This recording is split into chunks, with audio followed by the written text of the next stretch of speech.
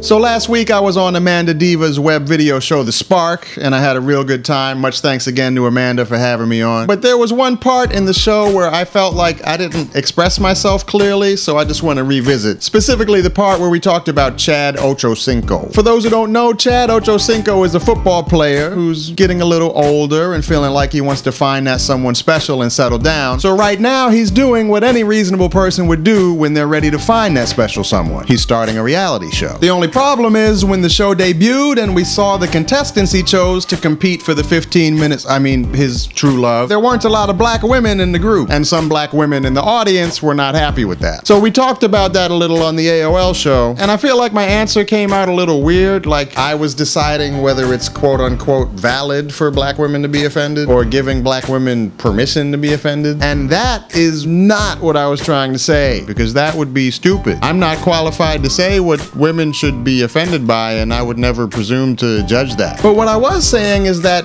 if people do react to this and criticize it, we should keep in mind that they're not criticizing his personal decisions in his love life. They're criticizing his casting decisions on a TV show. They're reacting to calculated public decisions he made in the name of showbiz. And to me, that makes it crystal clear that this is fair game for criticism. And that's all I was trying to say, and much more than I ever wanted to say about Chad and his TV show, which I don't care about. Generally speaking, I am the product of an interracial relationship and therefore believe that they are awesome, but I also recognize that it's a deeply complex and personal issue on all sides, and that's a topic for another video. I just wanted to be clear that I don't think I'm the arbiter of what black women or any women should be offended by. I'm not a member of the patriarchy's permission-giving committee, and I'm sure the last thing women need is another man telling them how to deal with women's issues. One Steve Harvey is more than enough.